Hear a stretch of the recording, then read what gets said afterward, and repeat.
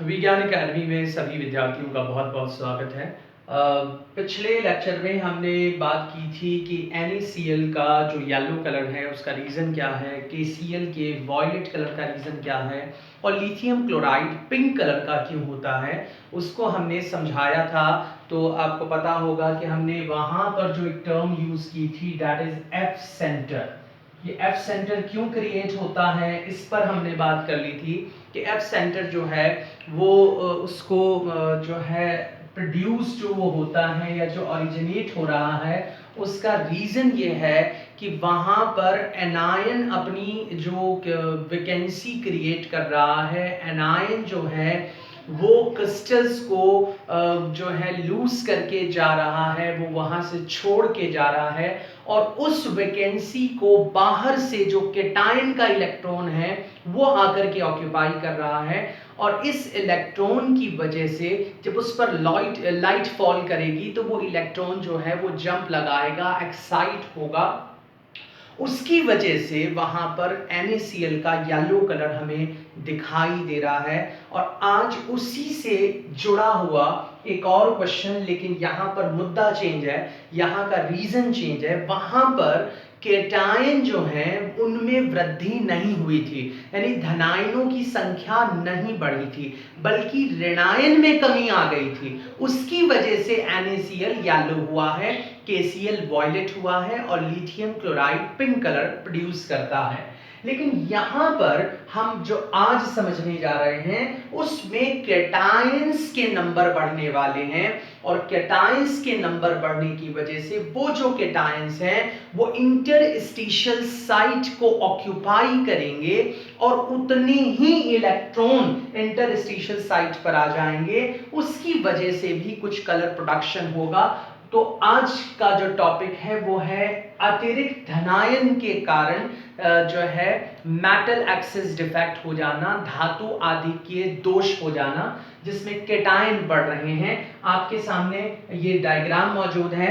यहाँ पर black colour से मैंने A+ लिखा है, A के ऊपर एक प्लस चार्ज है और उतना ही इलेक्ट्रॉन, यहाँ पर देखिए जितना चार्ज होगा उतने ही इलेक्ट्रॉन कहाँ मौजूद हैं, इंटरस्टिशियल साइट पर मौजूद हैं। इसे हम क्या कहते हैं, इंटरस्टिशियल साइट या अंतराकाशीय स्थान कहते हैं।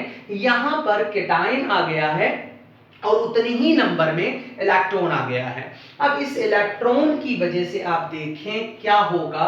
तो सबसे पहली बात, एक्सिस केटायन कहां आ जाएगा, अंतराकाश में। पहला पॉइंट, अंतराकाश में धनायन आ जाता है। दूसरा, बराबर के इलेक्ट्रॉन भी अंतराकाश में आ जाते हैं ताकि इसका जो चार्ज है वो मेंटेन रहे, आवेश जो है वो समान रहे। उसकी वजह से इलेक्ट्रॉन भी उतने के उतने अंतराकाश में आ जाएंगे। और इस दोष के कारण जो सबसे बड़ा क्वेश्चन और बहुत ज्यादा CBSE और RBSE का फेवरेट क्वेश्चन है वो ये है कि जब जिंक ऑक्साइड को हम गर्म करते हैं, when we heat zinc oxide, then what happen, the white color of zinc oxide convert into yellow color। यानी ये जो व्हाइट कलर का जिंक ऑक्साइड नॉर्मली होता है वो गर्म करने पर येलो क्यों हो जाता है, क्योंकि गर्म करने पर ऑक्सीजन जो है वो लूज हो जाती है, ऑक्सीजन लिबरेट हो जाती है।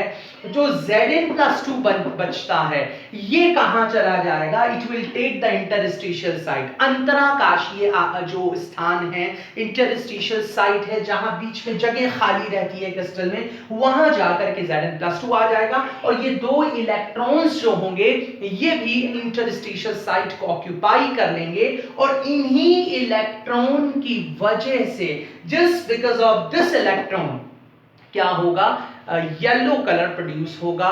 एक क्वेश्चन और पूछा जाता है, बताइए कि ये जो एक्सिस केटायन डिफेक्ट है तो ये किस दूसरे दोष से रिजेंबल करता है, कौन सा दूसरा डिफेक्ट है जिससे ये रिजेंबल कर रहा है। आपको याद होगा फ्रैंकल डिफेक्ट के जैसा है ये, क्योंकि फ्रैंकल के अंदर भी हमने देखा था कि केटायन जो है वो इंटरस्टिशियल साइट को ऑक्यूपाई कर रहा था, जबकि शॉटकी के अंदर जितने केटायन चले जाते हैं उतना ही एनायन चले जाते हैं, इंटरस्टिशियल साइट ऑक्यूपाई नहीं होती है।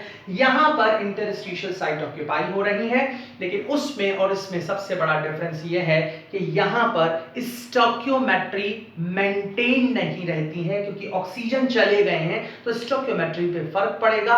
लेकिन जो फ्रैंकल डिफेक्ट है वो रस समीकरण मितीय डिफेक्ट है, यानी स्टोक्योमेट्रिक डिफेक्ट है।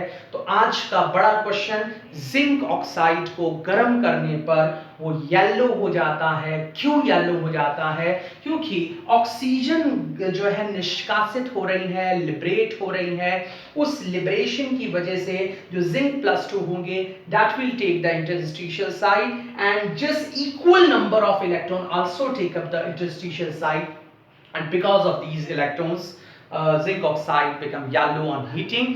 So this will be the question for today's video. Thank you for watching. Like it, subscribe it and comment. Please give your comments. Thank you so much.